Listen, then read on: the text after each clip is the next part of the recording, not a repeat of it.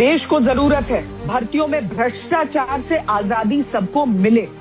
मध्य प्रदेश की यह खबर आप देखेंगे तो हैरान रह जाएंगे। सरकारी नौकरी की लाइन, वो लाइन जिस पर लोकतंत्र की लकीरें खिंचती हैं, वो लाइन जहां खड़े खड़े कुछ को नौकरी मिलने पर लड्डू घरों में बंटता है और बहुत से बेरोजगार नौकरी की लाइन में खड़े खड़े ही ओवरएज हो जाते हैं। लाइन में खड़े सी लोकतंत्र के इन्हीं बेरोजगारों के नाम पर जब होता है सौदा तो आज तक करता है खबरदार।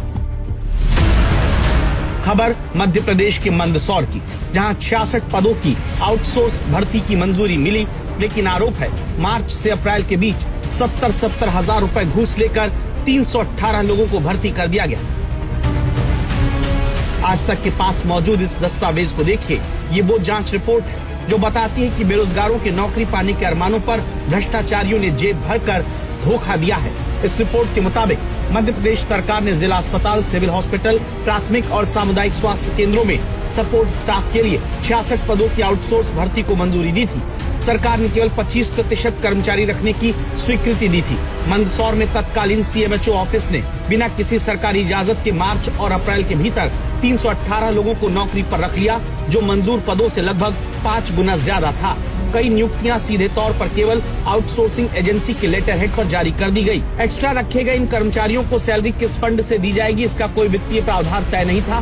तत्कालीन सीएमएचओ गोविंद सिंह चौहान के भतीजे जयदीप पर आरोप है कि इस पूरे रैकेट में उसने बिचौलिए का काम किया। भर्ती के नाम पर प्रति उम्मीदवार 70 हजार रुपए की डीलिंग की जाती थी। पूरा खेल अस्पताल परिसर में मौजूद सीएमएचओ के सरकारी बंगले से चलता रहा। पूरा फर्जीवाड़ा तब उजागर हुआ जब बिना रिकॉर्ड वाले कई कर्मचारियों की सैलरी फंस गई। सैलरी न मिलने पर कर्मचारियों ने शिकायत की, इसके बाद जांच शुरू हुई।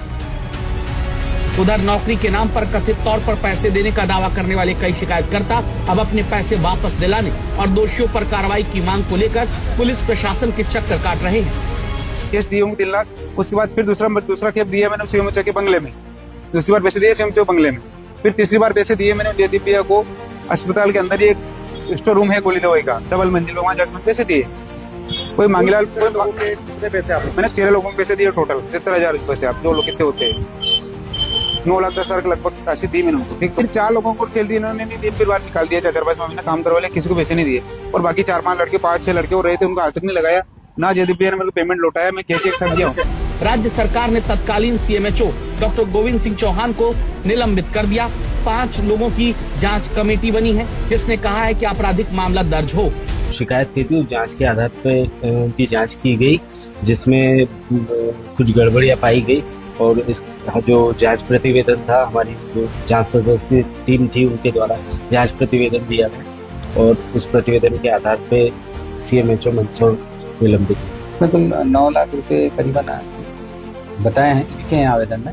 और डॉक्टर जो गोविंद सिंह चौहान जी, उनका उसमें नाम है और पैसे दिए गए हैं सर। और एक अन्य जयदीप नाम के व्यक्ति का भी नाम लिखा हुआ है, उनके माध्यम से पैसे लिए गए। अब ये तथ्यों में क्या साक्ष्य है, साक्ष्य के आधार पर उसका वैधानिक कार्रवाई की गई। हालांकि आज तक ने भर्ती घोटाले के मुख्य आरोपी से बात की तो डॉक्टर चौहान अपने ऊपर लगे आरोपों से इनकार करते हैं।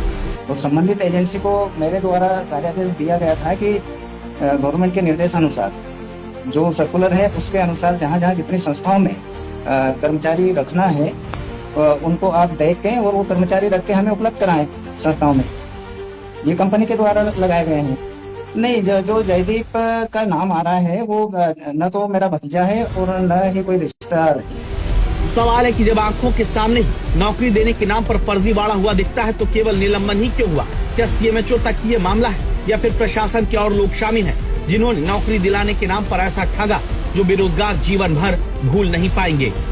जिन हाथों पर बेरोजगारों को रोजगार देने की जिम्मेदारी थी, उन्हीं हाथों ने नौकरी के नाम पर बेरोजगारों से लाखों रुपए वसूल लिए। सिर्फ जरूरत से ज्यादा भर्तियां ही नहीं हुई, बल्कि हर नियुक्ति की एक कीमत भी वसूली गई। सवाल अब सिर्फ एक अधिकारी पर नहीं, बल्कि उस पूरे सिस्टम पर खड़े हो रहे हैं जिसने बेरोजगारों के सपने को कथित तौर पर रिश्वत की मंडी में बदल दिया। मंदसौर से अजय के साथ रवीश पाल सिंह, भोपाल।